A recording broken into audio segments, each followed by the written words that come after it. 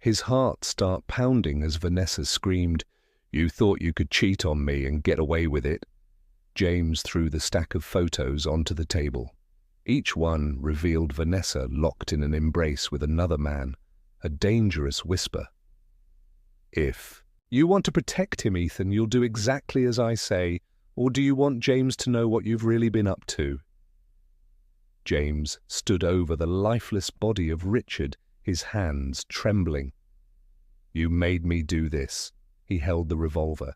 Across the room, Vanessa stood defiant, a twisted smirk on her lips. "Welcome to the Alibis Exposed, where trust meets betrayal in the dark." The story begins in a cozy room filled with the warm glow of a fireplace. An elderly man with silver hair and a calm demeanor sits in a large armchair, addressing a group of attentive listeners. The air is thick with curiosity as he begins to speak. "Let me tell you a tale," he says, his voice steady and rich with experience. "A tale of loyalty tested, trust betrayed, and how even the purest intentions can be twisted by deceit. Picture this," the old man continues, "a grand mansion in Seattle, a place where the wealthy James Prescott lived with his stunning wife, Vanessa. It was a night of celebration, a toast to James' latest business triumph. The room sparkled with the light of an ornate chandelier, laughter mingling with the clinking of glasses. James Prescott, a man in his early 40s, stood at the center of the gathering. A self-made millionaire, his confidence and poise were unmatched.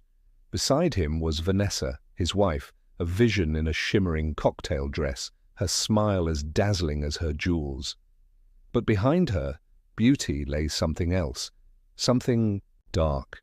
And then there was Ethan Cole, the family chauffeur. A young man in his late 20s, Ethan was the embodiment of loyalty. He stood in the shadows, observing the celebration with quiet admiration. To him, James was more than an employer. He was a savior who had given Ethan a second chance at life. But, as they say, the old man says, leaning forward, no night of triumph comes without shadows. Later that evening, as Ethan drove James and Vanessa home, the seeds of doubt were planted. In the sleek black sedan, Vanessa's gaze lingered on Ethan through the rearview mirror. "Ethan," she said, her voice soft and inviting, "thank you for everything you do for us. We're so lucky to have you." Ethan, ever respectful, nodded. "Just doing my job, Mum." James, distracted by his phone, missed the subtle tension. But Vanessa's compliments became a pattern in the following days, her warmth towards Ethan growing in ways that made him uneasy. One afternoon, Vanessa cornered Ethan in the garage, her voice trembling, her eyes glistening with supposed vulnerability. "Ethan, I need your help," she said, stepping closer. The dimly lit space echoed her words. "Of course, Mum. What's wrong?" Ethan asked, his loyalty unwavering. Vanessa hesitated, then confessed. "James is hiding something from me. I need you to keep an eye on him, please, just for a few days." Ethan was torn. James had always been honest and kind, but Vanessa's plea seemed so genuine, so desperate. Against his better judgment, he agreed, though the decision sat heavy on his conscience. The old man's tone grows darker. And so began Ethan's reluctant surveillance. He watched James closely, reporting back to Vanessa. At first, everything seemed normal, business calls, meetings with investors. But Vanessa's dissatisfaction grew. One evening, Vanessa dropped a bombshell. "I think James is having an affair," she said, her voice trembling.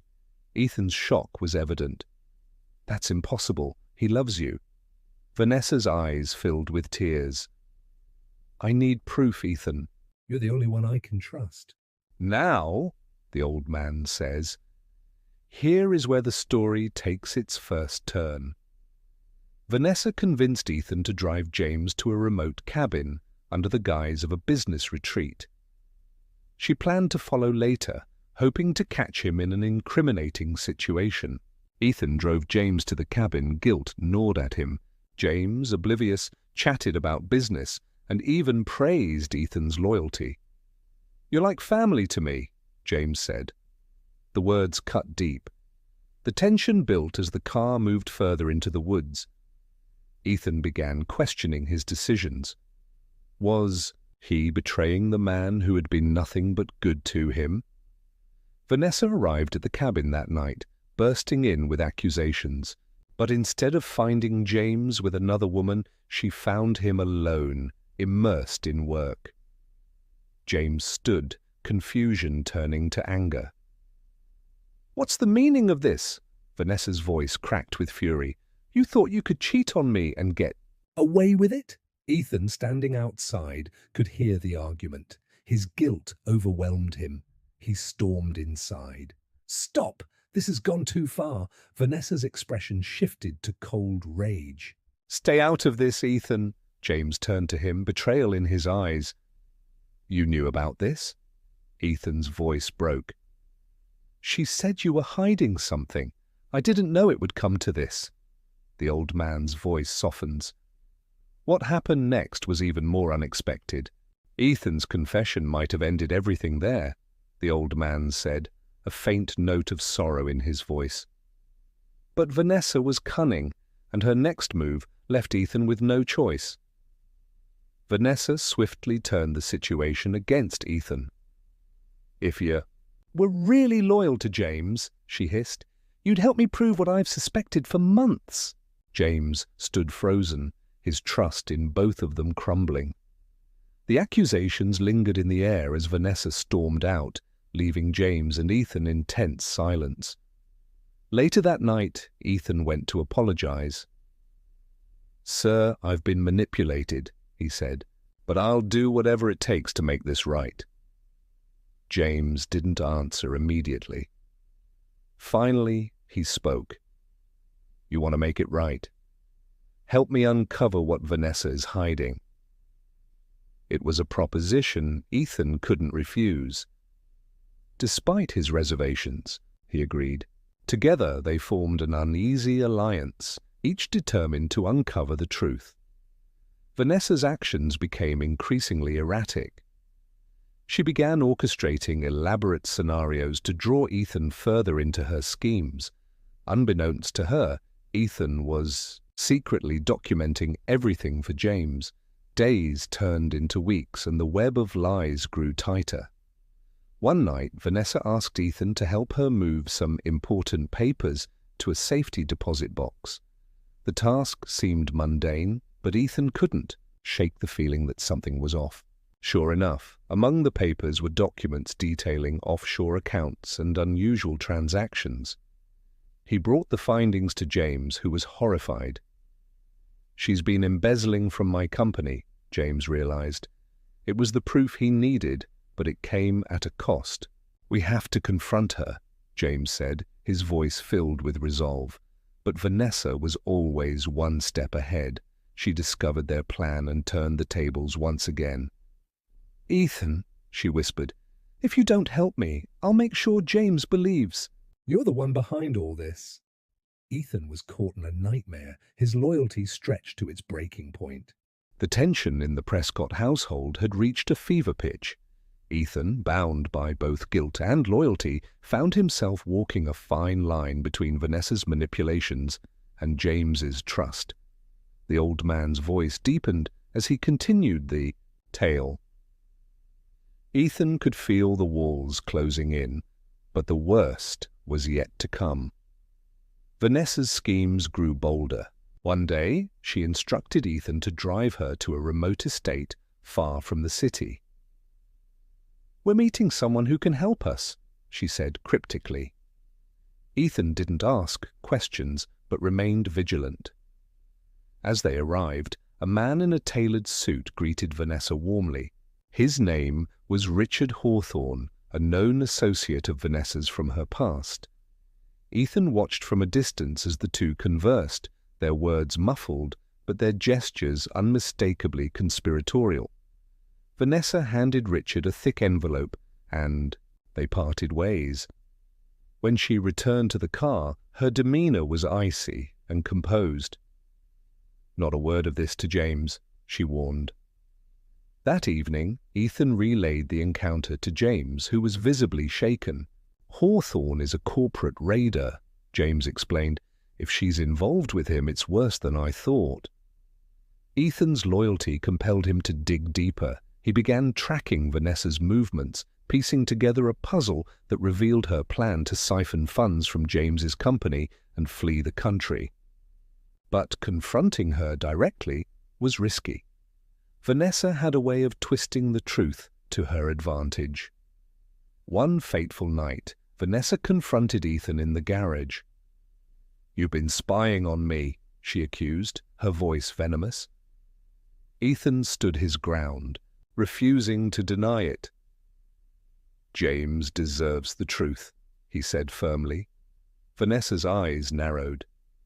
"And what about your truth, Ethan? How will James react when I tell him you've been helping me all along?" Her words struck a deep chord in Ethan. Though he had acted with good intentions, Vanessa's twisted version of events could destroy him. The old man paused for dramatic effect. Ethan was at a crossroads. To protect himself and James, he would have to tread carefully. But little did he know, Vanessa was about to unleash her most dangerous move yet. Vanessa's cunning manipulation and James' growing desperation had brought Ethan to the brink of his moral limits. The web of lies had become so tangled that the lines between right and wrong were all but invisible. And yet Ethan's unwavering loyalty to James drove him to act, even as Vanessa's schemes became more dangerous. The old man adjusted in his chair, his eyes piercing as he addressed his audience. "This part of the story," he began, "is where the bonds of loyalty, love and deception collide, and the price of those bonds begins to reveal itself." Ethan couldn't ignore the sense of foreboding that had settled over the Prescott estate. Late one night, James summoned Ethan to his study. The room, dimly lit by a single desk lamp, smelled of aged leather and whiskey. James sat with a file, open in front of him, his face drawn and weary. "Ethan," James began, his voice barely above a whisper, "I've uncovered more about Vanessa's dealings." He slid the file across the desk, revealing damning evidence, forged signatures, fraudulent transactions, and connections to offshore accounts. "She's been planning this for years." Ethan's stomach churned as he read through the documents. "What do you want me to do, sir?" he asked, his voice steady but his mind racing. James leaned back, the weight of betrayal evident in his eyes. "We need to corner her, force her to confess, but we have to be smart about it. She's too dangerous to confront without leverage." The plan was simple in theory. Ethan would stage a meeting with Vanessa, pretending to align with her schemes, while James secretly recorded their conversation. It was a dangerous gamble, but one they felt was necessary to bring her machinations to light. The next evening, Vanessa approached Ethan with a new demand. "I need you to drive me to Hawthorne's estate," she said, her tone curt. Ethan agreed, using the opportunity to set the trap in motion. As they drove through the winding countryside roads, Vanessa's demeanor shifted. She seemed almost reflective, as if the weight of her deceit was catching up to her. "Ethan," she said suddenly, breaking the silence, "do you ever think about how loyalty can blind you? How it can make you do things you never thought you'd do?" Ethan's grip on the steering wheel tightened. "I think loyalty is about doing what's right, no matter the cost." Vanessa laughed, a hollow sound that echoed in the confined space of the car. "And who decides what's right? James? You?" Her words lingered in the air, unsettling Ethan. He pulled into the driveway of Hawthorne's estate, where Vanessa instructed him to wait in the car. As she disappeared inside, Ethan activated the small recording device hidden in his jacket. He had no intention of letting Vanessa's latest move go undocumented. From the car, Ethan watched as Vanessa and Hawthorne argued animatedly.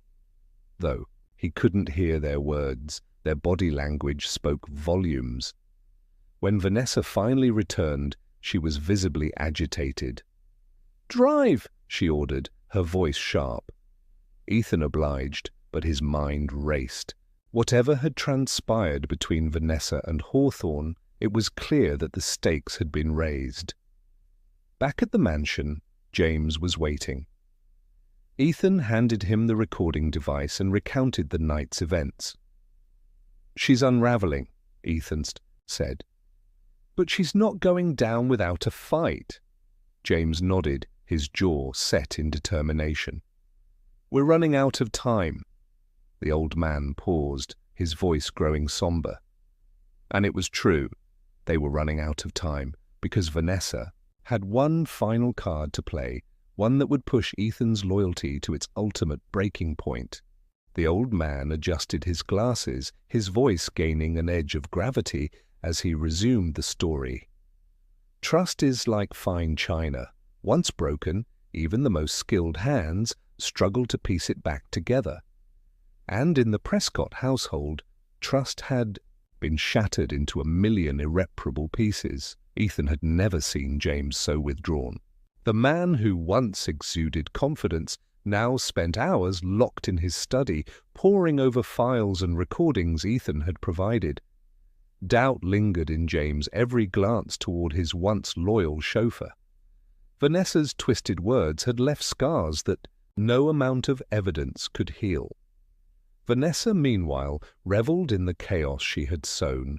She moved through the mansion like a queen in exile, her smile sharp as a blade. Ethan, ever watchful, noted her every move. He had a plan, one that would either exonerate him or end everything he had built with James. One evening, as the mansion stood quiet under the weight of its secrets, Ethan uncovered a crucial clue. Hidden within the financial records James had given him was a series of cryptic transactions linked to an anonymous account. The sums were massive, millions siphoned out over years, and the transactions always led back to one name: Richard Hawthorne. Ethan took the discovery to James, hoping it would cement his loyalty. "This proves Vanessa and Hawthorne have been working together to drain your assets," he said. "We can trace the money trail and expose them." James nodded, his face grim. "If this is true, Vanessa has been planning my downfall for years." The two men devised a plan. Using Ethan's recordings, the financial records, and a carefully orchestrated sting, they would draw Vanessa and Hawthorne into the open. James contacted a trusted investigator to help set the trap, ensuring every detail was airtight. Vanessa, however, was always one step ahead. She sensed the shift in the air, the way James' gaze lingered on her longer, colder. One night, she confronted Ethan in the garage, her tone dripping with menace. "You've been busy," she said, stepping closer. The dim lighting cast eerie shadows across her face. "James might believe you for now, but you're forgetting one thing." Ethan held his ground. "And what's that?" Vanessa leaned in, her voice a low whisper. "I know your past, the things you've tried to bury." "If James knew the truth about you, he'd throw you out without a second thought." Her words hit like a punch to the gut. Ethan's past was a shadow he had worked tirelessly to escape, a youthful mistake that had cost him everything until James gave him a second chance. Vanessa's threat was clear. If Ethan didn't back off, she would destroy him. Ethan returned to James with renewed determination. "We need to act fast," he said. "Vanessa knows we're on to her." James agreed, and the two accelerated their plan. The investigator, a sharp-witted woman named Claire, devised a strategy to lure Vanessa and Hawthorne into a meeting under the pretense of finalizing their escape plan.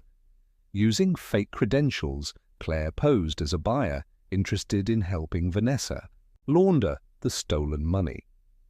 The meeting was set at an exclusive yacht club, a place where Vanessa's social circle wouldn't bat an eye at her presence.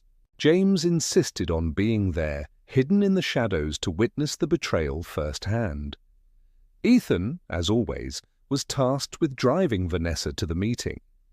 The ride was tense, silence punctuated only by the hum of the engine. Vanessa, sensing Ethan's discomfort, smirked.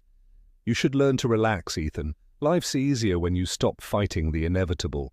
Ethan said nothing, his grip on the steering wheel tightening. At the yacht club, Claire played her role flawlessly. She charmed Vanessa and Hawthorne, coaxing them into revealing their plans. Hidden microphones captured every word as Vanessa outlined the final steps to transfer the stolen funds into a secure offshore account. James, watching from a discreet corner, felt his heart shatter. Vanessa spoke with a cold detachment, dismissing their marriage as nothing more than a means to an end. "James was useful," she said, her voice icy. "But it's time to move on." The old man's voice trembled with emotion. And there it was. The ultimate betrayal James had suspected, but hearing it confirmed, was a blow like no other. As the deal was about to close, Claire signaled the authorities, who stormed the yacht club. Vanessa and Hawthorne were arrested on the spot, their shocked expressions forever etched into Ethan's memory. Back at the mansion, James confronted Vanessa one last time before she was taken away. "Why?" he asked, his voice breaking. "Was I not enough?" Vanessa, ever defiant, smirked. "You were always too trusting, James. That's your weakness." As she was led away in handcuffs, James turned to Ethan. "You saved me," he said. "But I can't ignore what's happened. Trust is broken." Ethan nodded, understanding the weight of James's words. "I never wanted this, sir. I only wanted to protect you." James placed a hand on Ethan's shoulder. "You've done more than I could have asked, but I think it's time we both start anew." And so Ethan left the Prescott mansion, his loyalty unshaken, but his heart heavy. He had lost the life he had built, but he carried with him the moral that had guided his actions. Loyalty is a virtue, but it is not blind. The old man leaned back in his chair, his story complete. "And that," he said, "is how a woman can make you do things that even loyalty is ashamed of." The old man took a sip of water before resuming his story. For most, endings bring closure, but for Ethan it was just another beginning, a chapter where regret, shame, and uncertainty intertwined with hope.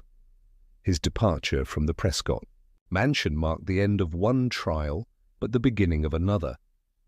Sometimes the hardest battles are the ones fought within. Ethan moved to a small town on the outskirts of Oregon.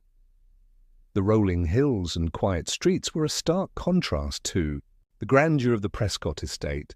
He found work as a mechanic at a local auto shop, a modest but honest job that allowed him to stay under the radar. The people in the town were kind but curious.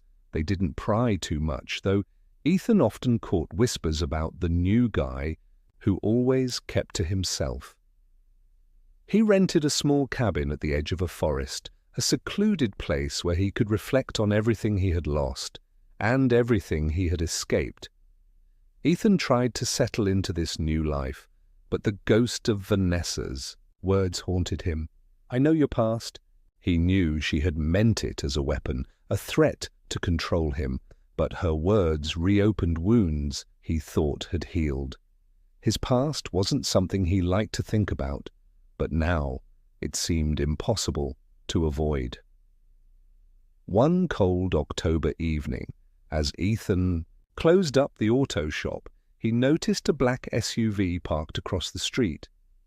The windows were tinted and the engine idled quietly. At first, he thought nothing of it. Cars came and went all the time. But when the SUV was still there half an hour later, a knot formed in his stomach. Ethan walked to his truck, his eyes darting toward the SUV. As he started the engine, the SUV's headlights flashed on, and it pulled out of its spot, following him. He kept his cool, driving slowly toward his cabin, but his mind raced. Who are they? What do they want?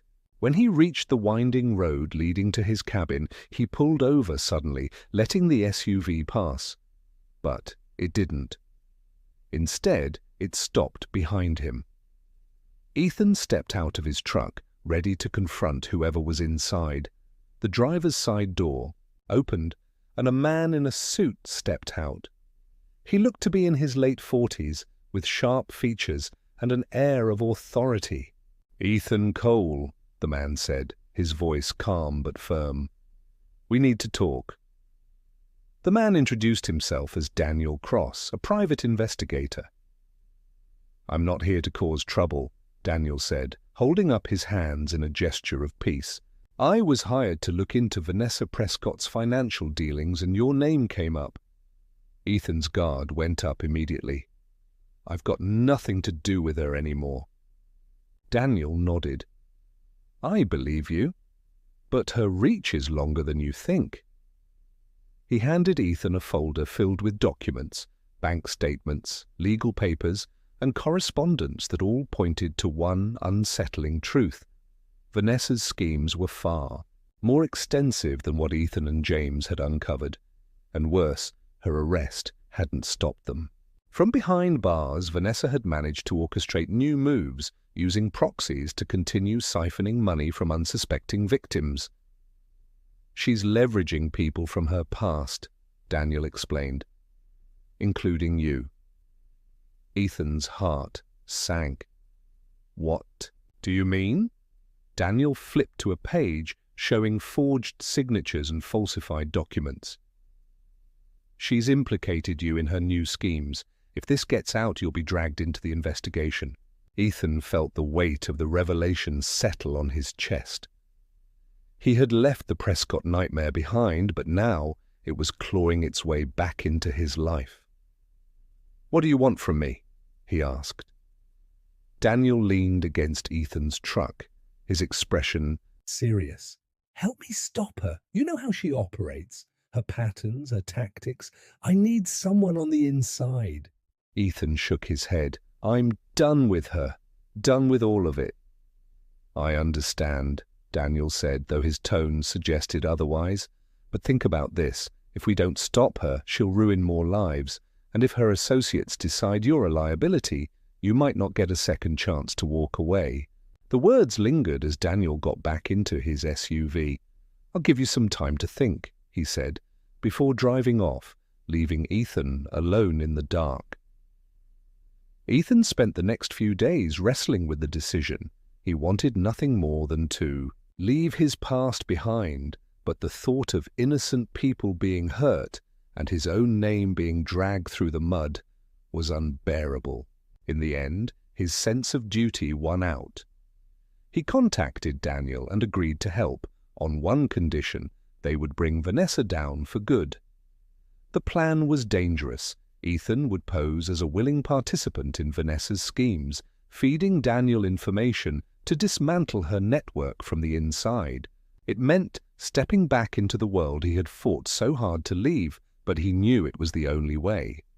Ethan's first task was to reconnect with one of Vanessa's proxies, a man named Victor, who operated a high-end consulting firm that was little more than a front for laundering money.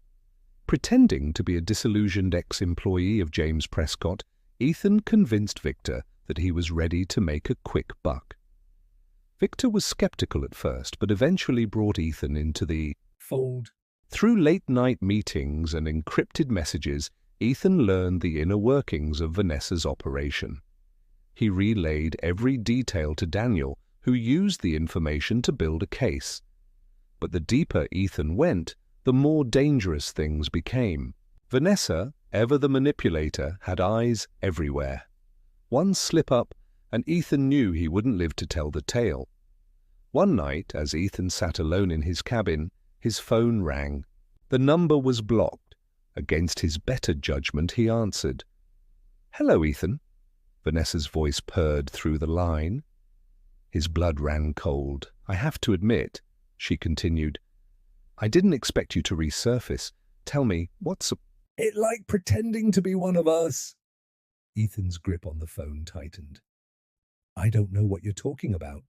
Vanessa laughed, a chilling sound. "Oh, Ethan, you've always been a terrible liar, but don't worry, I admire your bravery. It's almost endearing." The call ended abruptly, leaving Ethan with a sinking feeling. Vanessa knew he was involved. The question now was, how much did she know? The old man's voice grew quieter, more somber.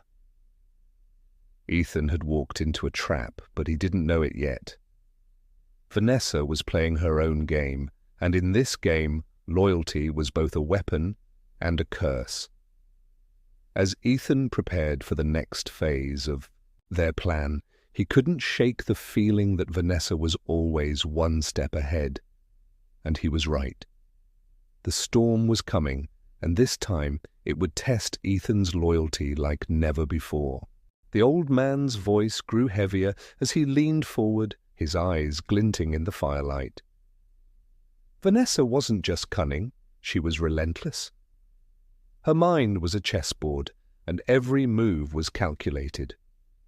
While Ethan thought he was playing her game, she had already set the stage for her endgame. Ethan's position in Victor's organization grew precarious as Vanessa's suspicions mounted. She had her proxies feed misinformation to see how much would reach the authorities. Ethan, unaware of the trap, passed along every detail to Daniel, but cracks began to show. One evening, during a meeting at Victor's office, an associate named Rocco eyed Ethan suspiciously. "You're awfully eager for someone who just joined us," Rocco said, his tone sharp. Ethan shrugged, masking his unease. "I've got bills to pay, same as anyone," Victor intervened, laughing off Rocco's accusation. "Relax, Rocco. Ethan's good people. Besides, anyone with a grudge against James Prescott is a friend of ours." Though the tension eased, Ethan knew his time Was running out. Vanessa's network was closing in, and any misstep could expose him. Days later, Ethan received a package at his cabin. Inside was a single photograph, a grainy image of him shaking hands with Daniel outside the auto shop. Beneath it, a note, in Vanessa's elegant handwriting, read, "You always were predictable." Panic surged through Ethan as he realized the depth of Vanessa's reach. She wasn't just aware of his betrayal, she was orchestrating her response. He called Daniel immediately. "She knows," Ethan said, his voice trembling. "She sent me proof." Daniel's tone was calm but firm. "We expected this. Stick to the plan." Ethan wasn't convinced. "She's ahead of us, Daniel. We need to rethink our strategy." But before they could, Vanessa made her next move. That evening, Ethan returned to his cabin to find it ransacked. His files, his burner phone, everything was gone. On the dining table, another note awaited him. "You should have stayed loyal." Ethan knew he had to act fast. He met with Daniel in a secluded diner on the outskirts of town, laying out a risky plan. "We need to get Vanessa to slip up," Ethan said. "Something big enough to implicate her, but small enough to make her think she's in control." Daniel nodded. "What do you have in mind?" Ethan suggested staging a fake deal with Victor, one that would involve moving a significant sum of money. The idea was to lure Vanessa into the open, forcing her to personally oversee the operation. If they could get her on tape, it would be the evidence they needed to bring her down. The operation was set for a Friday night, at an abandoned warehouse. Ethan, Victor, and a few of Victor's men arrived first, the air thick with anticipation. Vanessa arrived shortly after, her presence as commanding as ever. She strode into the warehouse with the confidence of a queen entering her court. "Let's make this quick," she said, her eyes scanning the room. Ethan played his part, feigning loyalty as he handed her a briefcase filled with fake money. "Here's your cut," he said, his voice steady. Vanessa smirked. "You've finally learned your place, Ethan. Maybe there's hope for you yet." Unbeknownst to her, Daniel and his team were stationed outside, recording every word. The moment Vanessa opened the briefcase, the authorities burst in, their presence overwhelming. The scene descended into chaos as agents swarmed the warehouse.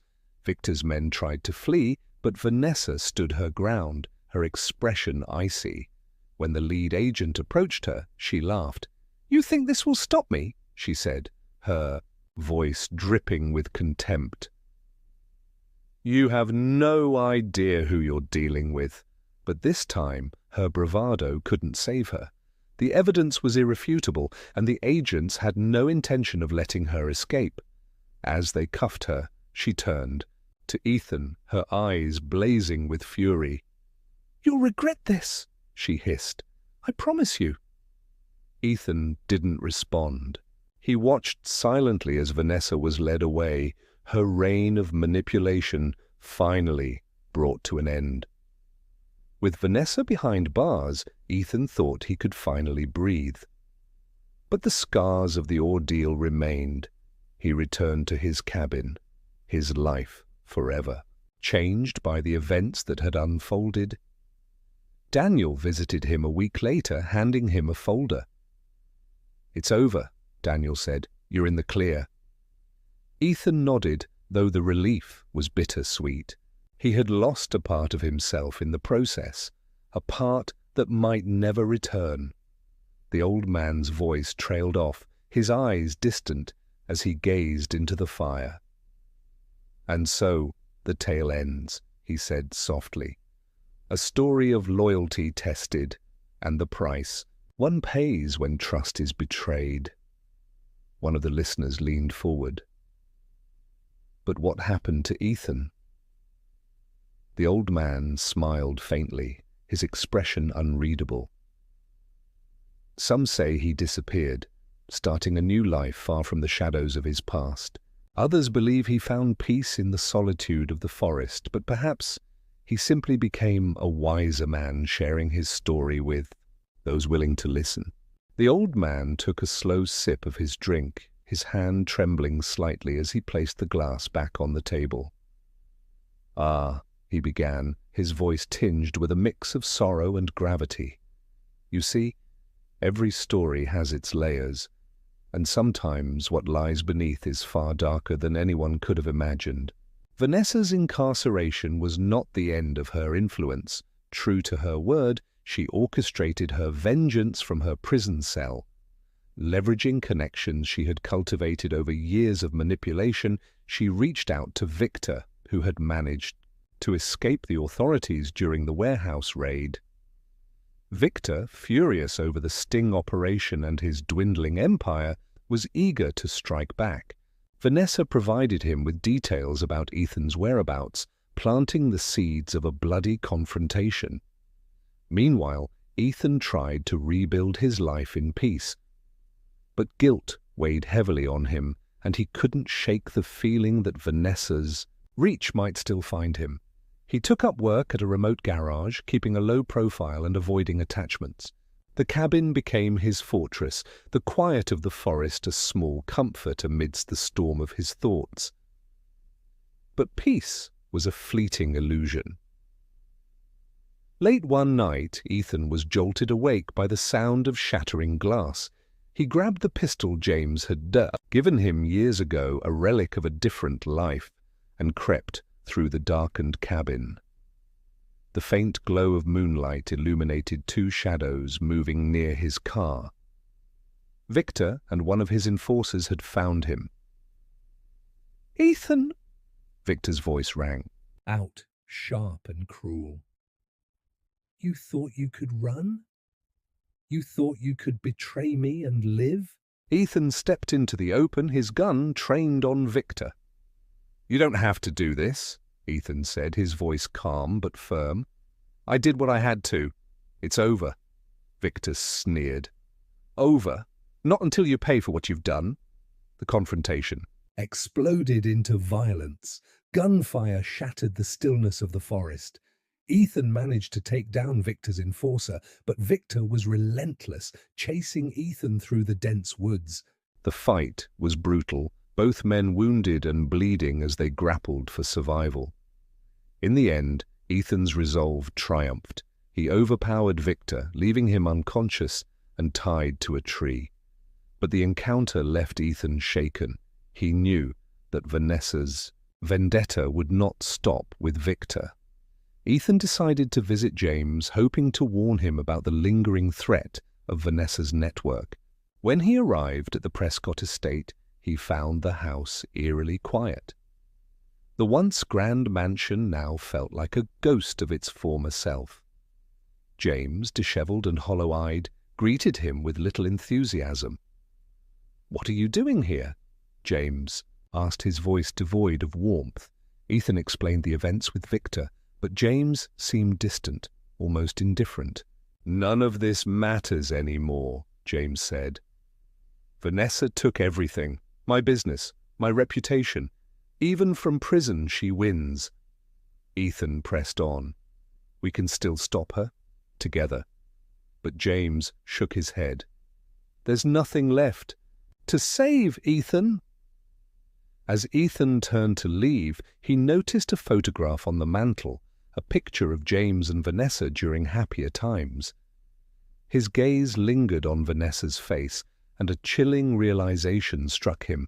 Beneath her charming exterior, there had always been a darkness, one that thrived on destruction.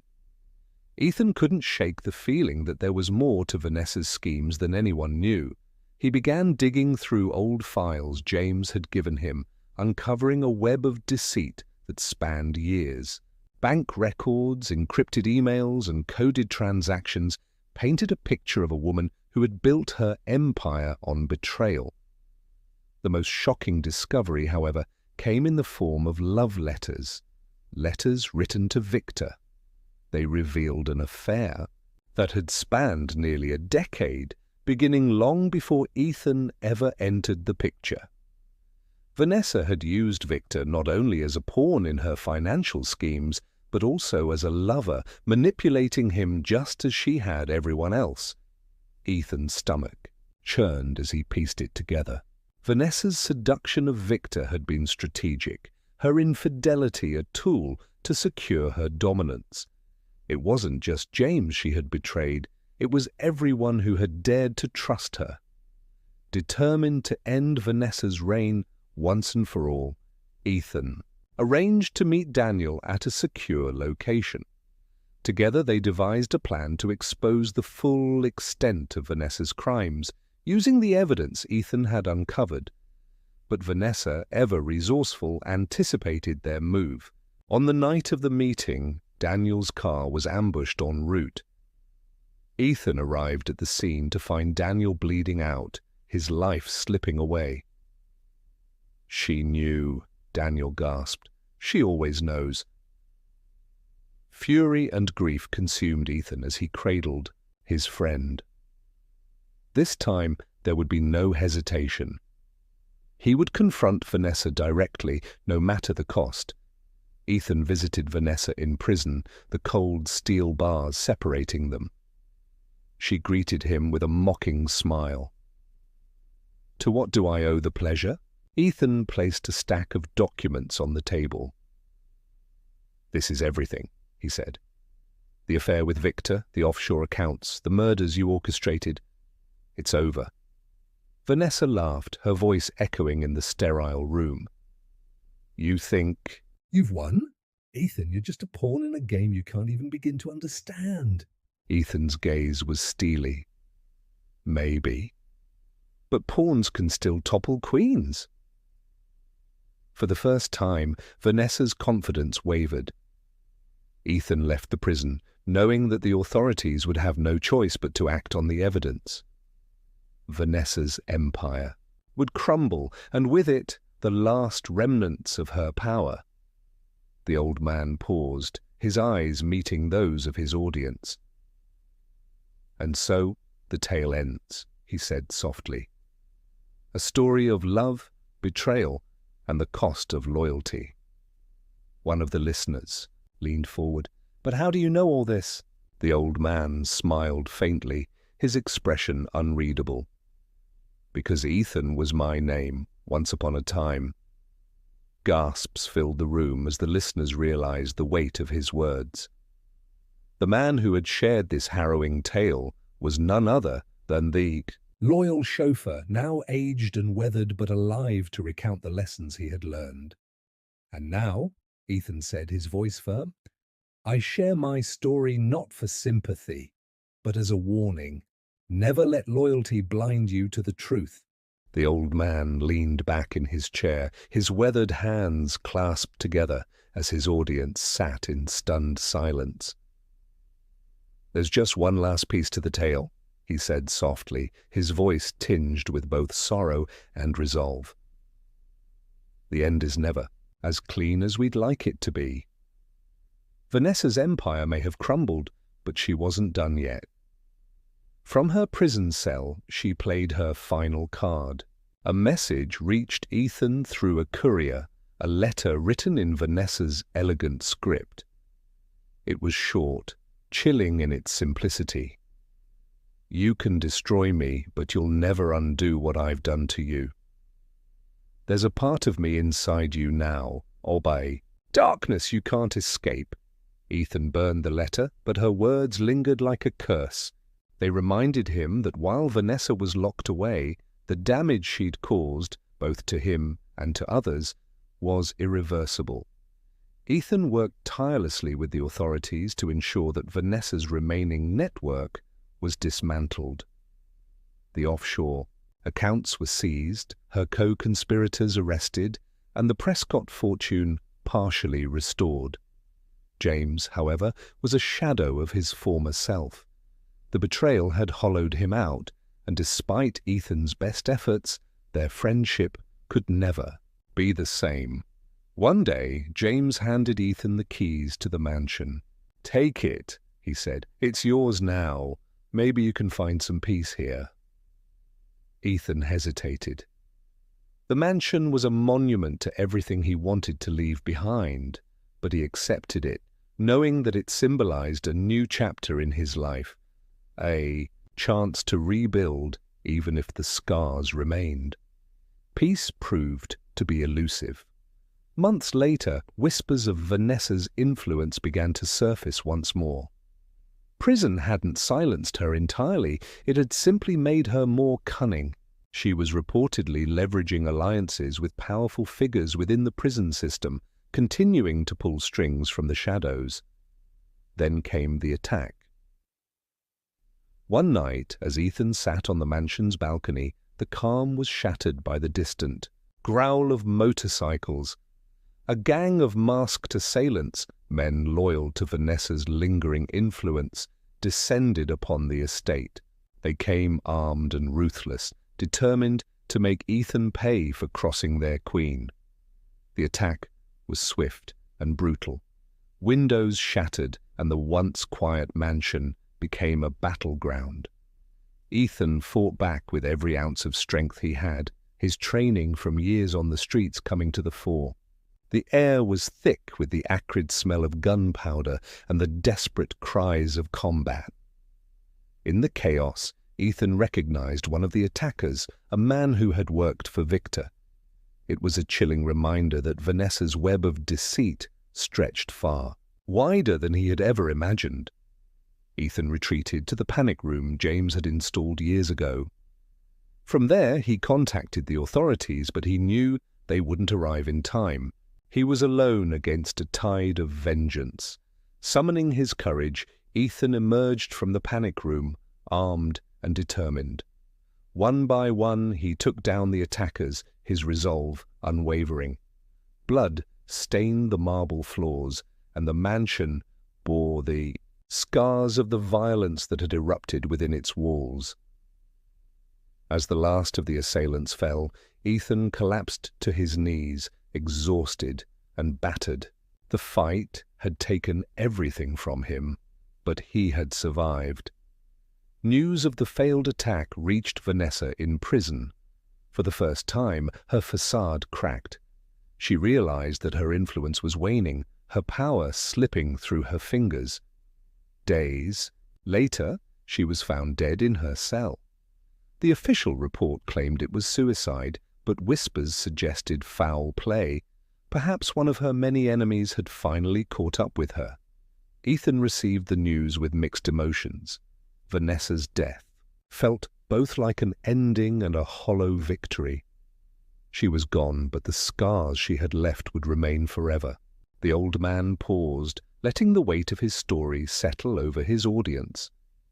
"And so," he said, "Vanessa's chapter came to a close, but what about mine?" The listeners leaned in, their curiosity palpable. "You see," the old man continued, "I am Ethan, and this mansion where we sit today is the very one James gave me all those years ago." Gasps echoed around the room as the realization sank in. The aged storyteller was the loyal chauffeur who had endured so much, who had fought to protect the people he cared about and paid the ultimate price in soul-deep scars. "I tell you this." "Story not for sympathy," Ethan said, his voice firm, "but so you understand the cost of loyalty when it's manipulated by the wrong hands. I loved James like a brother, and I wanted to believe in Vanessa's goodness, but in the end, loyalty." Without wisdom is a weapon used against you. As the audience dispersed, Ethan sat alone in the grand hall of the mansion. The room was quiet, save for the faint crackle of the fireplace. He stared at the flames, lost in thought. Though Vanessa was gone, her shadow still loomed. Ethan knew he could never fully escape the darkness she had drawn him into.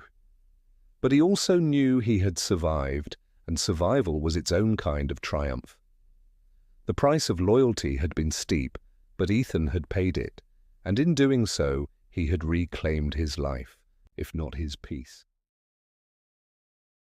The Prescott mansion stood eerily quiet under the pale moonlight, a silent witness to the tragedies and triumphs etched within its walls.